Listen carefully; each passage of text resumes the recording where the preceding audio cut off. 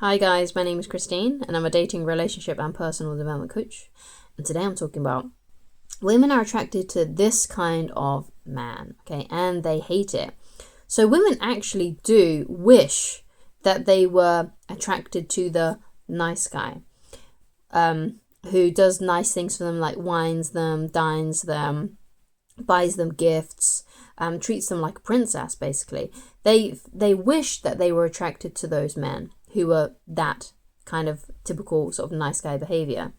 But it's not what they're attracted to. What they're attracted to more, and I'm going to list these sort of traits, and I'll explain each one. But she's attracted to the men. Women are more attracted and find these men more attractive, okay? So these are the lists of behaviors and traits, okay? So they like men who are more laid back. Now, laid back is having like a silent, quiet confidence about yourself. You're not in a rush. You're not filled with anxiety. You just, when you're out on a date with a woman, you're just sitting back and just enjoying yourself and laughing and having a good time. All right, you're laid back, okay? Another trait is she doesn't actually want to be treated like a princess, so she prefers a guy that doesn't actually treat her like a princess. Okay, so what is treating her like a princess? So again, going back to the nice guy behavior, buying her loads of flowers, being overly apologetic, worrying too much about what you're saying to her, boosting her ego. Now, I'm not saying that you should be like deflating her ego or anything like that, or being mean to her or nasty to her, but treating her more like a normal human being. And the best way that you can do that is by laughing, joking, and not being overly concerned if you are actually going to say something that's going to offend her. Because it may be the case, and it is likely the case, that when you go out on a date with a woman, she's going to have a different kind of view on something than you do. And it's okay to be authentic and to say what your view is. So let's say, even though it's not a great topic to talk about on dates because it's not, very fun, but let's say, for example, you end up on the topic of politics, and she likes the politician that you don't like, and she hates the politician that you like, and you're talking about that. Don't be afraid to talk about it and to say what your opinion is. Now, of course, don't stay on the topic because it's not really a fun topic, but you can just say, well, you know what, if let's say she's bashing the politician that you like, you can say, well, you know what, I like him because of this and this and this, and that's just my opinion though. And then just try and steer the conversation from that to something else. Okay. Because it's not always a good idea to get into an argument with a woman about anything. Okay. It's just, you never win. It's like what Corey Wayne says in his book. He says, never try to have an argument with a woman, because even when you win, you lose. So if you're really interested in dating her, then just avoid the topic, because unless it's something that's really passionate toward, it depends. Okay. It depends. If you're really passionate about it, then maybe you want to have a little argument about it and then decide not to date her anymore. Because if it's really important to you that you date a woman who has the same political beliefs as you, then it's probably not a good idea to date someone else. It's probably a better idea to date someone who does have the same beliefs as you. But if it doesn't bother you that much, and it's just who you prefer, and it's not really like a deal breaker, then just try and stay off the topic, because it's not a really fun topic to talk about anyway. Politics and things that are going on in the world that are quite negative, it's just not it's not a fun thing to talk about. And when you're on a date, you should be really focusing on fun, which leads me on to my next point, which is, a woman is more attracted to a guy who is focused on fun. Now, I'm not saying it's sexual fun, okay, but obviously sometimes that can happen though. I'm not saying that's out of the realms of possibility, but when you say focus on fun, focus on doing some, enjoyable experiences together. So like when you're out on a date, have a laugh, have a good time, find things to do that are fun and interesting, and, just having overall a good time. Another trait that women really like and find attractive is guys who are a little bit cocky. Okay, obviously this is kind of like a bit of a cheeky confidence. That's what I would say cockiness is. And it may be the case that you're on a date with a woman and she might start testing you and say something like, you know what, I actually don't think that you're good enough for me. Right? She might say something like that. Now, when this happens to a nice guy, he will probably backpedal and be like, oh, what do you mean? What do you mean? Am I not good enough for you?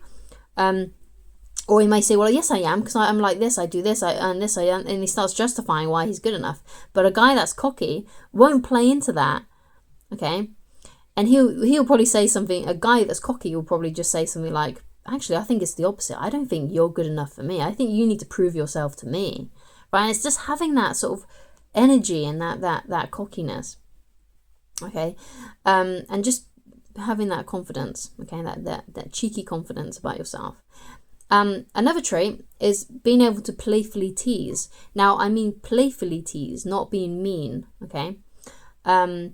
So playful teasing is different, right? So when you are joking around with a woman, one of the examples I actually give in my dating book, Attracting the Beautiful Woman of Your Dreams, is about some red shoes, okay? So let's say you're on a date with a woman and she's wearing some shoes and they're really brightly colored. In the book, I give the example of them being red, okay? And she's talking about how, you know what, so I get my confidence from my mother. You know, she really instilled confidence in me growing up, and that's where I get it from. And you can say something like, wait, hold back a second, right? So you're saying that you got your confidence from your mother. Are you sure that you're confident because you're wearing those shoes right now? I mean, they're red. Have you seen them? They're bright red. And she's like, what do you mean about my shoes? She's like looking down at her shoes, getting all confused. And you're like, I'm just messing with you. The shoes are great. I'm just joking. So continue talking about your mum. So you said that she made you feel more confident. Or what did she do? What was your experiences there? And it's just about like just playfully teasing. And basically what you're showing is that you're showing that you know how to have fun, and also that you're not afraid to stand up to her. You're not afraid to tease her and mess with her and to get her a little bit confused and a little bit frazzled and then instill that calm, which is why I say playful teasing, not mean teasing. You're not being mean about it. You're saying something a little bit cheeky that kind of like breaks her pattern and makes her go, what? And then, you know, saying, don't worry about it. I'm just messing with you.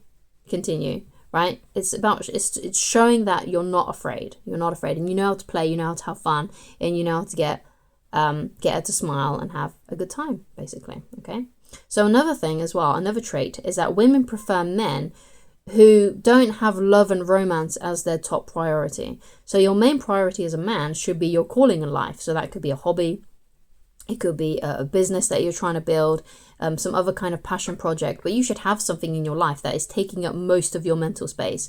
And that usually is some kind of project, hobby, or career that you're trying to build for yourself, okay? So for example, let's say you're a metalhead, you really love a particular metal band, and that's like your whole life. You go to gigs all the time, you've got all their merchandise, you've got, you know, guitars on your wall that maybe they've signed and things like that, and that's like a huge part of your personality, right? And that should be your main focus because that's one of your hobbies, it's one of the things that you really enjoy. For another person, it could be a guy that's trying to, he's got a job that he doesn't like, but he's got a side business that he really, really loves that he's trying to make his main career. That's another calling that may be for you, that may be going on for you. It could be a skill that you're trying to learn. Let's say you're trying to learn guitar and that's your main thing. You'd really love to become really good at guitar. Perhaps you don't want to become a rock star from it, but you just really want to learn how to do it. And it's just a really big part of your life, and it's just part of your personality. So you've got to have a calling in life, and you'll know what your calling is because the clue is in the title, right? Your calling. It should call to you. You should be drawn to it, okay? And it should feel like it's calling you. So for example, that guy who wants to really learn how to play guitar really well, he will just be always thinking about his guitar, or he'll be in the corner of the room and he'll be doing something else and he'll be like, oh, you know, I really wish I could just go and play guitar right now. That's your calling. It's what is calling you and wants you to go to it, right? So if you focus on that, because women don't want to be paramount in your life. They don't want to be the main thing in your life, okay? Because if you put a woman on that place and you put them at the top of like them, you make them paramount, make them the most important thing in your life. If she messes up, like let's say she's in a bad mood one day, or maybe she breaks up with you or something like that, if you make her your world, then when those things happen, you're going to crumble because she's your world, she's your most paramount thing. So that's why women find it really uncomfortable when you make them your world and you make them your everything, because they don't want to be your everything, because they know if they mess up, then you're just going to crumble and it's going to make them feel weird. It's going to make them feel uncomfortable. So never make a woman your main focus. and make them your sole source of happiness, because you'll often end up miserable. Women are human beings. They mess up. They do things that are not great a lot of the time. Okay, because just like you, we're all human beings. We're going to mess up. We're going to say the wrong thing one day and upset you. It's just one of those things. It's just going to happen. It's inevitable when you're dealing with other human beings, right? They're not going to be perfect 100% of the time, right? So you can't make someone your world. You absolutely cannot do that, because if they mess up or something happens, something goes wrong, it's going to ruin everything. Okay, so it's always best then to have your goals, your passions, your skills that you're trying to build, have that as your main focus in life. And just let women, as I've been saying recently, let women be a side quest. Don't make them the whole quest. Okay, if you think it in terms of like video game lingo. Okay, all right, so thank you so much for watching. If you'd like to get in touch with me personally and you'd like coaching with me, then please go to www.christineloveridge.com and pick whichever coaching option works best for you at this current time. But it's not necessary, because I've got loads of coaching videos here on YouTube. But if you do feel like you need my help personally, then that's how you reach me. And I shall talk to you again very soon. Goodbye.